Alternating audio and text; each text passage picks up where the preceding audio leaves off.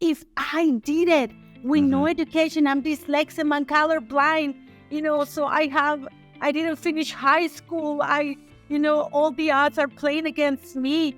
And I said, yes, you can. And she took the challenge, the opportunity to everybody that wants to believe in themselves and that they're ready. Hey everyone, welcome to another episode of Ecom Life podcast. My name is John Sanders. I'm the co-founder of Quadra. And today, guys, we have such a special guest on our show. Her name is Salsa Queen and her husband, Jim. And Salsa Queen, and yes, that's her legal name, started in 2014 as a single mother in order to provide for her 7 children. And since then, the company, also Salsa Queen, has quickly grown into the largest regional producer of fresh gourmet salsas, now in more than 1,000 stores in 30 plus states. Are those stats still good, or are you guys in more states now? Well, more states and probably more stores. I think it's closer to 1,500. Oh my gosh. 35, especially if we add in the freeze-dried. That's awesome. Yeah, I want to ask you guys about that because I watched a video of with you guys talking about the freeze-dried salsa, and I'd never even heard of that. So I don't know if you just want to jump into that right now, just kind of let it flow. How did you guys... Come on, please give me something. I was just, when I saw that, I was just like, I was blown away because I had never even heard of the concept of freeze-dried salsa. Yeah. So how did that kind of come about? Then we'll get into your story. I actually really want to know about this. Okay. So actually that's a story for Jim to tell because he is the one that is crazy and always comes up with innovative things. And I just have to let him run. He lets me run. So I have to let him run too. Well, we were at one of those home shows, right?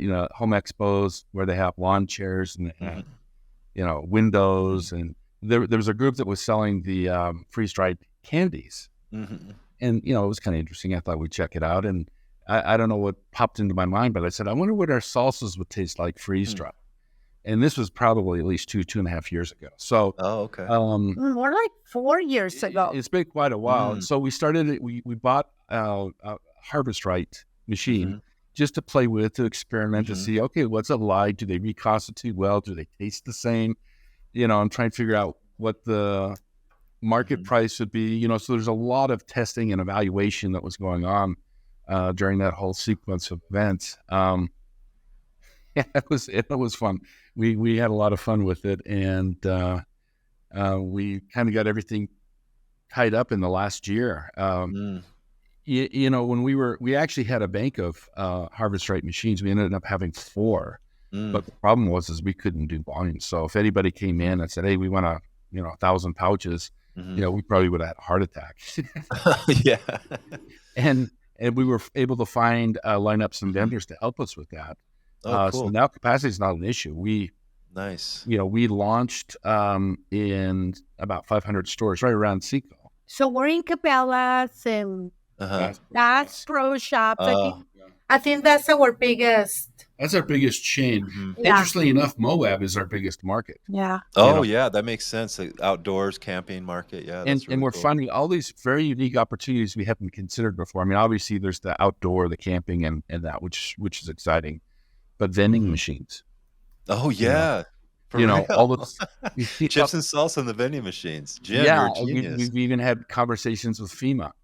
Yeah. Like yeah. So there's all these I didn't really think of that one. But we're still waiting for Elon Musk to give us a call because he wants to get his right to space. There you go. Put it in a Tesla and shoot it off into space. There you go. So it's been quite the ride, and of course we become the largest producer now in the world of salsas because no one has been doing it, and it's opening up even more markets for us because we shipped as far away as Finland.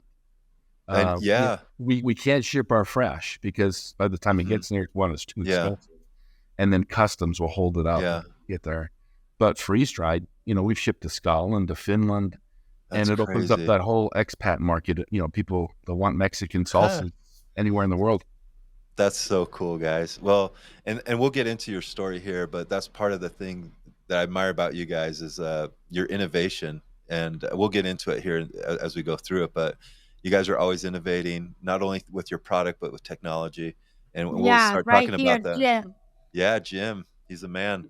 There's So, been the so just real quick, I think a lot of people know your story, Salsa Queen, but could you kind of just give us a little high level overview of your story, how you got started in this, and Well, I mean, it doesn't come from 10 years ago, right? I mean, it comes since I was 8 years old when I found passion for the kitchen in my, in my beautiful Mexico, and my mom just introduced me to the kitchen very early on and just threw me out there while she was sick. And I started making rice and putting sugar instead of salt because I didn't know the difference just by looking at it. And, after that, it was game over. I love cooking. I love feeding people. And in my country, our culture, you show your love through food. And what better way for me to take an opportunity to be able to make money with something that I love? So I came here to the United States over 30 years ago with my parents. They're LDS, they're Mormons. So one of the things that drove us here. And so I, it's funny. I'll get to that in a minute. But well, anyway, no, I'll get to it right now. So my parents my mom started cleaning houses here. My dad was going to school. I was taking care of my siblings while my parents worked. And funny enough, my parents used to clean mess in the middle of the night with these friends that they found. So they were helping their friends to clean mess. And as their payment, they will get all that rotten or or expired stuff, like the cheese. If it was green on one side, we will cut that and eat the rest. Big garbage bags of donuts and, fruit that it was bruised. But, we were just happy to have that food at the time, which it was Smith and now we're in Smith. Oh, isn't that crazy? So funny, Full circle. Full circle. So I became a single mom twice. So after my second time of becoming a single mom, I found myself in a very, very scary, vulnerable place where I had no idea how I was going to support my kids. When we came to this country, we didn't speak the language. We were illegal. We came here with a little suitcase and a couple of pictures. And so I remember going to the high school because I was going to finish my last year of high school here in Provo. And so I went, but since I didn't know the language, I thought they were asking me for legal papers, which I didn't have. So I went home. I told my parents they're asking for some kind of paper, so I never went back. So I never had the opportunity to finish high school. Wow. Well, yeah. So, after my second divorce, I'm like, what am I going to do now? Like, I have no way to support my kids. If I go to Walmart or McDonald's or anything like that, that I could possibly do without any job experience or education, I wasn't going to be able to support 7 kids. So luckily at that time, I met Jim and we got to know each other. He knew I love food, but he knew I didn't have any perspective for a job at the time. I was living out of welfare. We were living out of food stamps and Medicaid and church help. And, that wasn't something that I was proud of, even though it was amazing, the help that we had, and I'm very grateful for it. It wasn't a lifestyle I wanted to live. It wasn't a lifestyle I wanted to teach my kids. So when I met Jim and he kind of proposed to me, he was the first one that asked me, what would you like to do? Nobody had ever asked me that in my life. As a Mormon, I grew up thinking that I didn't have any talents. Everybody had talents but me. And I just was okay with that thought. I was like, okay, I guess my talent is having kids. I had 8 of them. So, but I met Jim and he started putting these little seeds in my head. He was like, hey, how about opening like a little coffee shop where you could sell maybe ice cream and some stroopwafels, because Jim went on a mission to one. So he was trying to give me this idea, and I went with that for a minute. But at the end of the day, I was like, Mm. I'm not from Holland. I don't know anything about pastries. What am I doing? Waffle Queen just doesn't sound as good. No, no, the waffle queen. No. So then I told him, I said, you know what? Like my heart is telling me that I Mm. want to make something that speaks my language, my culture, something that I can connect with, something that I have a passion, because you have to have a passion to be able to sell something. Mm-hmm. So I said, I want to make salsas. And I tell him now, I say, you probably thought, yeah, you and how many more want to make salsas. Mm-hmm. But, he has always been very supportive. And he said, okay, salsas it is. So I was so terrified because I'm so terrified of rejection, like terrified. So he put on Facebook a little post saying, hey, my girlfriend is selling salsas if you want to place an order. And, luckily enough, some people start placing orders. So we were making salsas in my kitchen with my 2-year-old up to my 12-year-old. All of us chopping tomatoes in the kitchen with this little hand chopper we had. So we were making that, and my kids' friends will come to my house and I will make them work too. So it was a whole family affair. That's so awesome. We started on Facebook. Then we're like, what about some farmers markets? At that moment, I had no idea about any farmers market. So we applied to some, and one of them said yes, and that was Wheeler Farm here in Salt Lake City, in Murray. So we did that, and I remember I had a mentor, and he kind of makes the same product as I do, just different. And he said, do not take a lot of salsas, because if you don't sell them all, you're going to feel really bad about, not selling them. So he said, take 50. So I did 100. Nice. But within 2 hours, we were sold out. I remember, and I know it always makes me cry, but I remember $500 in my hand. Like I didn't know that I was capable of selling anything or doing anything. So I remember having those $500 in my hand and looking up at Jim, because he's really tall. And I'm like thinking to myself, I can make a living out of this. Like I can. So, every farmer's market we were there, we were selling out every farmer's market. I was bringing different kind of product, kind of try to see what people liked. And I wanted to create a clean line of salsas, because, that's kind of like the trend. Everybody wants, healthy, fresh. So that's what I wanted to cater.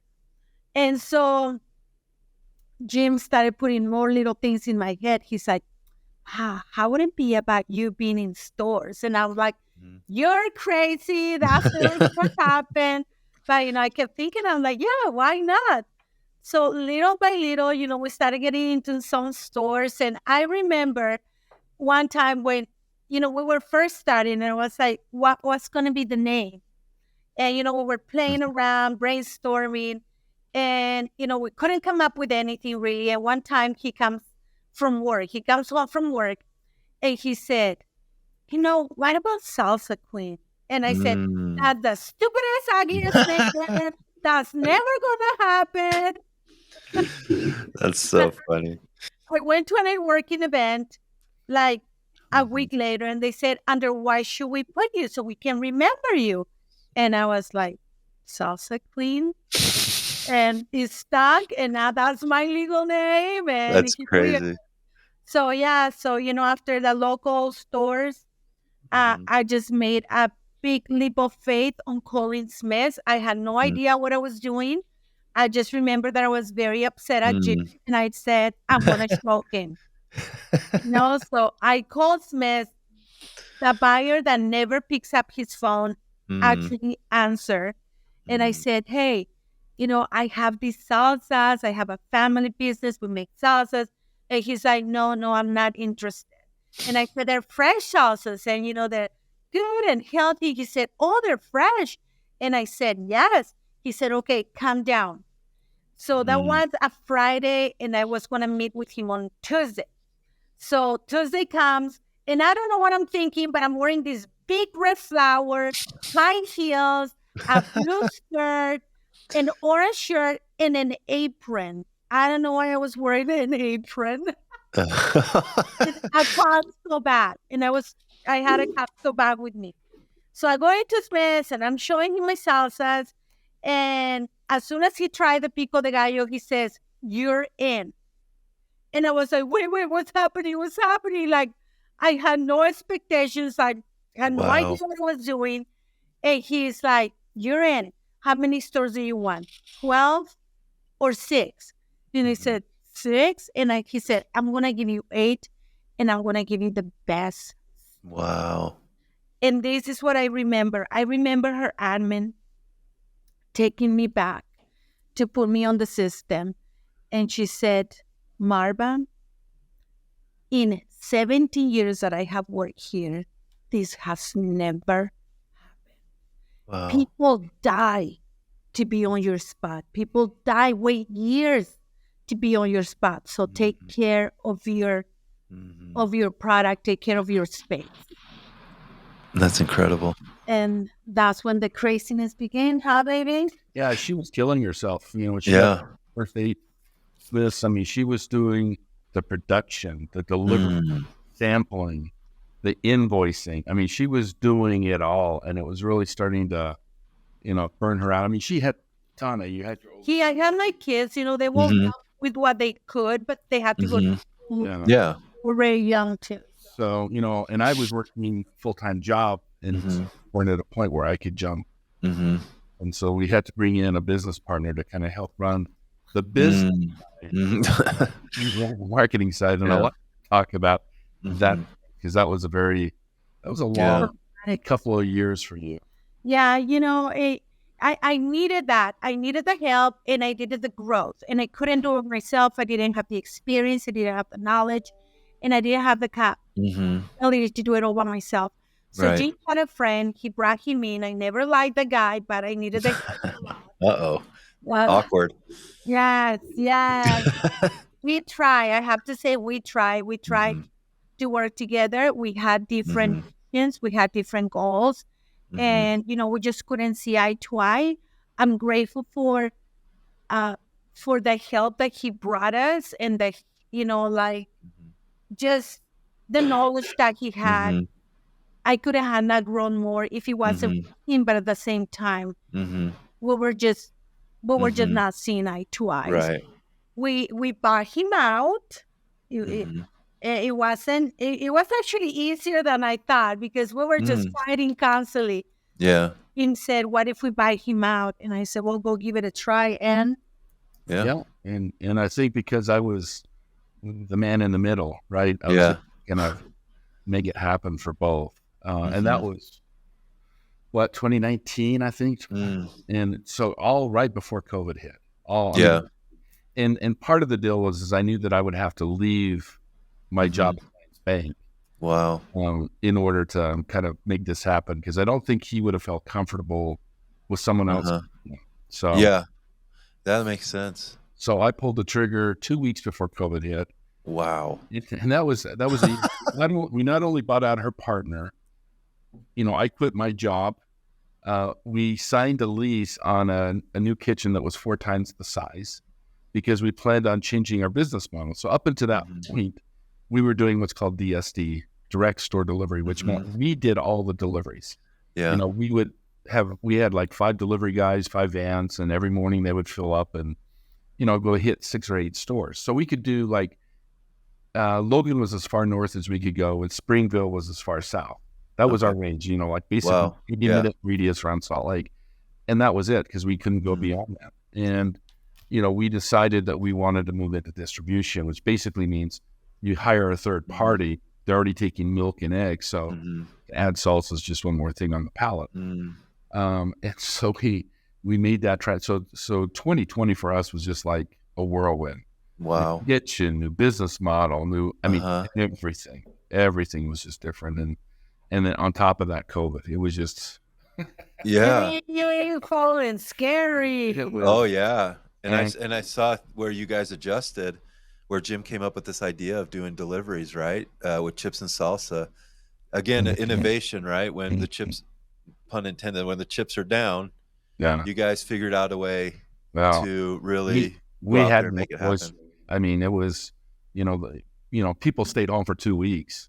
Yeah. And if you don't go to the store and see our product, you don't think about it. And so, our sales started to tank, and that's when we said, well, okay, we got to do something. And we did a lot, and fortunately kind of carried us through. It was it was a fun project.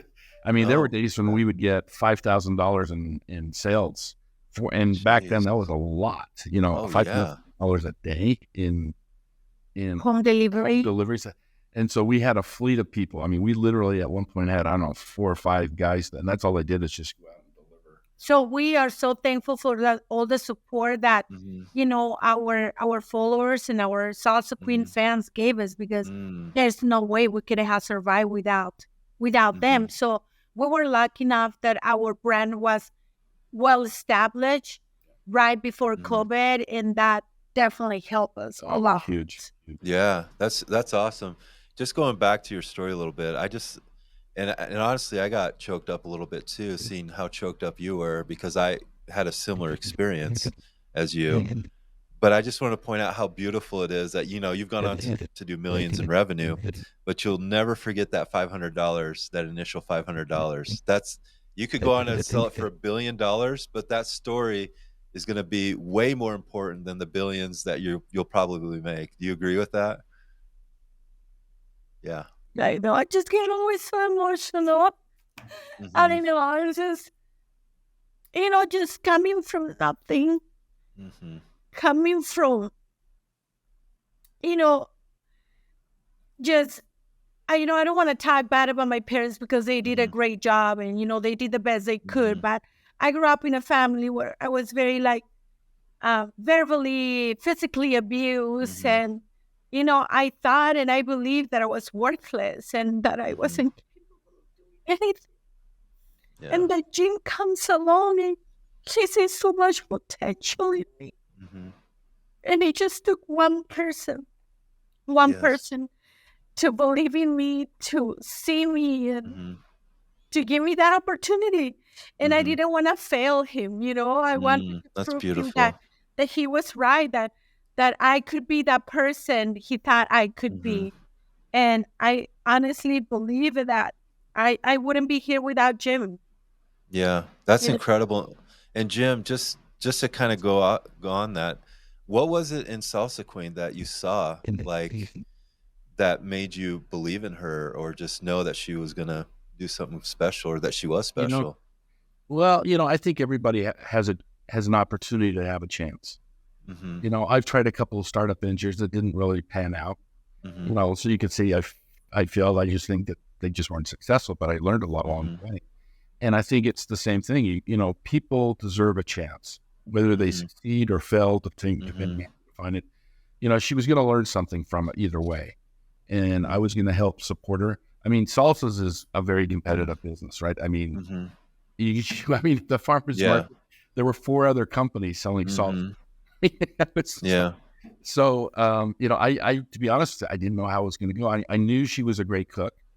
She's got a great personality, and she's got an amazing story. So, I thought she would do well. Did I envision that we would be in 30 states? Never. But that's insane. We've just taken it step by step, and I wanted her to feel successful, and I loved her, and I wanted to support her. And she didn't tell you how she convinced me to doing salsas. Yeah, let's hear that. About the dinner and all that you did. I did a romantic dinner for him too. I want to make salsa. There we go. Yeah. That's so. She made a huge meal and gave me a massage and said, by the way, I really want to do something. And how can you say no to her? Yeah, exactly. That's beautiful. Like you said, Salsa Queen, it just takes one person. I remember one time I was sampling in Park City. And I was so excited because I was selling salsas. People were just loving them. And I told him, I said, thank you for giving me the wings to fly. Yeah. And he said, No, you have had them all along. You just didn't know. Yeah. And that's true. We all have those wings. Mm-hmm. We all have those wings to fly as far and as high as we want. Is just somebody has to point them out sometimes. Yeah, absolutely. And And speaking of that, now you've had all this success, and I know how important it is to you to showcase that you're a woman-owned, minority-owned business. Can you talk about how important that is to you and what influence that you've had with other women entrepreneurs and minority entrepreneurs and what that's meant to absolutely. you? Yeah, I mean that's huge for me. That's an accomplishment that, I never dreamed of. I Mm-hmm. remember one time I did uh a little video that I had no idea what it was for. They just gave me the script that I had to say, and so I just went there, I did my little script, and I went home. I remember when they sent me that video, I was like crying and crying and crying because I in my eyes, I had become an example for an Mm-hmm. influencer for Mm-hmm. many other women that they were in the same spot or that they are in the same spot as I was 10 years ago. Mm-hmm. So to be able to see me in a highlight video empowering other women in Mm-hmm. a program that once I kind of looked at and now I'm in the video Mm-hmm. promoting, Mm-hmm. you know, these course Of course. to to help other women to improve and to become successful and independent and free themselves from any bad belief or any bad relationship or any bad situation, and now they can be empowered by me, Mm-hmm. you know and I'm just so proud with a lot of humbleness. I'm very proud of Mm-hmm. myself and to be able to empower and lift up other Mm-hmm. people, anyone, men, Mm-hmm. women, kids, anyone. Yeah. She's actually, she's a board member for Utah State Oh, of cool. for their seed program, which is Sweet. an amazing program. And Mm-hmm. so she's already been to the DR, Dominican Republic, and we just Mm-hmm. got back from Mexico. Awesome. And these are centers. I don't know if you're familiar with it, but these are Mm-hmm. centers that Utah State sends students out to help work with, extremely poor, disadvantaged people who, have maybe a business or they're trying to Mm-hmm. do something to move up in life, right? Mm-hmm. And she's done down there twice now. That's And amazing. she's been a keynote speaker. She'll speak and inspire and motivate and In coach. Spanish, In Spanish, there you go. my people, That's like good. That must feel amazing. Yeah, so she's given back, and it's been very emotionally uplifting for her to connect at that Mm-hmm. level. I mean, when we went to the DR, a lot of those women had been involved in the sex industry. And That's so terrible. you talk about really, just Uh-huh. nowhere, I mean, rock bottom. And it was very emotionally for her to connect with those people and give them hope and, show here's a Latina that had no Mhm. education, that had no, Mm. work experience, but through hard work and chasing your dreams, things can happen. Yeah. And speaking of that, you guys know where the economy isn't the best right now, and there's a lot of people struggling. Salsa Queen, and this might be an emotional question. I hope it doesn't trigger anything, but what would you tell that single mom that maybe is coming out of a bad relationship, that's feeling lost like you are? What advice would you give to that person that you were back then, but is right now facing these things? Or she's praying, she's wondering when it's going to happen in her life. What advice would you give to that single mom now? that's a really good question. I kind of have to kind of go back to where I was and getting out of a very abusive relationship with my last husband. And I was just blessed and lucky enough to find somebody. And that could have been a woman, that could have been a friend, but in this case, he's not my husband. So I feel like a lot of times we get stuck in this mentality where we're like miserable but content, right? Yeah. And it just becomes a lifestyle. I will suggest and, empower everybody out there that is going through something like this to, believe in themselves, get out of whatever relationship they're going through that is not good for them, and find good people that they support you, they believe in you, that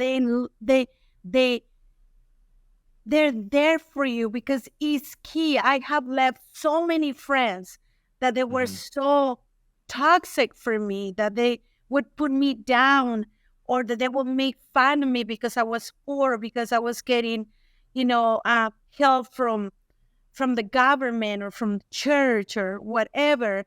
And, you need to make that decision that you sometimes need to leave your life behind, the life that you are feeling that is comfortable, but you're sad. That's not the life you want to be. Start finding people that they love you and that they trust you, because that's what I did. And try to believe in yourself, because you do have those wings too. You do can fly to as high as you want and as far as you want. And surround yourself with mentors. Don't be afraid. Fear freezes us to not do the best and our potential and everything. So, read good books, listen to good music, watch good shows, anything that is gonna make you happier. Yeah. Instead of, anything that's holding you back. Yeah, that's beautiful advice. And so, what's next for Salsa Queen? You guys are in 30 plus states. You won, what was it? Made in Utah. Yeah. So congratulations on that. Thank you. That was fun. I remember when we didn't even know that a friend of Jim sent us the link, and I looked at it and I was like, oh, cool. That's pretty cool. And then I kept looking at it more, and I'm like, wait a minute. Best product made in Utah. It wasn't best salsa or best pico or best this. It was best product. Like, people voted for us. It was like, oh my gosh, like, what a joy. What a joy. A proud moment. That is so cool. And so congratulations on that. So what's next for you guys? What do you guys have the freeze-dried product, but is there anything else that you guys are working on that we should be looking for? Expanding, of course, more stores. I think Colorado's going to be adding more stores with the Kroger affiliate over there. And more things that we cannot talk about. Okay. So go shopping. We'll be watching you. When you go shopping, you're going to see it. And people are going to be very happy. Awesome. So we're very excited. So we have a lot of things that we're kind of working on that unfortunately we cannot talk about yet, but it's coming. A lot of great things. Cool. Can I ask you something? And feel free, we can cut this out if you want to, but I'm curious, do you have like a end goal with Salsa Queen? Is this something that you want to do forever, or do you foresee you guys selling the brand? Is there it's hard to say. I mean, food is a very interesting business. It's not like tech, right? Yeah. Especially when you get crazy multiples. I mean, I'm sure if someone came by with an interesting offer, we'd entertain it. Right now, we've got a great team. People love it. It's kind of like a family. So we're just happy to keep growing it. And, the thing of it is as the company grows, you can see the employees become more and more, I don't know, proud's the right word, but I mean, they're very happy to be working with a company that's expanding and growing. And one thing that we like to do with our employees is we believe in them. Like, we're trying to do what Jim did to me and pass it on to our employees, which, some of them, they started with us 5 years, 6 years ago, sampling in a store. Now they're in management. In this case, we have this girl, her name is Carla, and, she's been with us for 4 years, but she always stuck herself, but she was stupid and dumb, and she couldn't learn anything. and she wasn't capable. So for a lot of years, she was on that stage. And then an opportunity came, and we believed that she was ready. And so I talked to her, and she said, I don't think I can. I'm just very stupid. Oh, wow. And I said, Carla, don't say that again. Because the words of affirmation, you're creating that, and it's not true. You're capable. If I did it with no education, I'm dyslexic, I'm colorblind, so I didn't finish high school. All the odds are playing against me. And I said, yes, you can. And she took the challenge, and now she's the kitchen manager. And, we just had a meeting earlier here. She was here with us. So we like to give the opportunity to everybody that wants to believe in themselves and that they're ready for it. Well, sometimes you're not even ready for it, but you're ready to take the challenge. That's all we want. That's so cool. So, well, listen, guys, thank you so much for taking the time today. I wasn't expecting such an emotional and inspirational talk with you guys. I mean, you have an inspirational story, but thank you for being so vulnerable and just letting your emotions out. I felt that because as an entrepreneur myself, I can definitely feel those same emotions, and so it's a good reminder, and also that you're showing people that they can go out there and be who they want to be. So thank you for being on. And can I say one more thing? Of course, yeah. I just want to talk about my logo. Yeah. Well, that logo, that was a question I had actually on my list. You want a logo right there? That's yes. Good. But the logo is very special for us because this logo in our culture in Mexico, it represents the Day of the Dead, the sugar skulls. And that's what we chose for our logo, right? Yeah. And this represents Day of the Dead. My first child passed away from leukemia. A lot of years ago, but we always wanted to remember him. So that's why we chose the logo of Salsa, of the sugar skull, so he can always be with us. That's so beautiful. And yeah, I heard that story, and yeah, I apologize. I actually had on my list here. I had so many questions for you, but I don't want to keep you guys too long. So thank you for bringing that up. That is so beautiful. And it's so cool that he's part of the business, even though he's not with us here.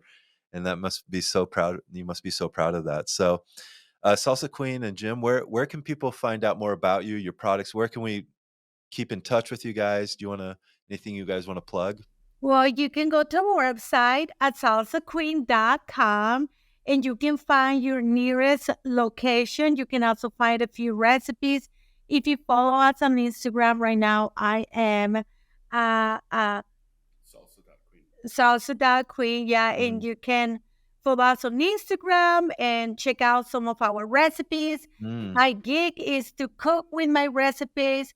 I mean, with my salsas, whether it's Chinese food, whether it's barbecue, which is Italian food, and just, play with the salsas, add some flavors to you already, spaghetti, lasagna, stir fry, anything that you want to cook is possible with Salsa Queen. That's so awesome.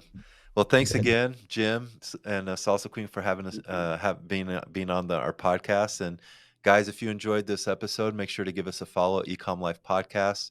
You can subscribe to YouTube. Just follow us on all our socials at Ecom Life Podcast. And so until next time, we'll see you then. Thank you for listening to the Ecom Life Podcast. Ecom Life Podcast is produced by Quadra. Monetize your creativity with Quadra, an e-commerce platform created by sellers for sellers. To learn more, visit goquadra.com.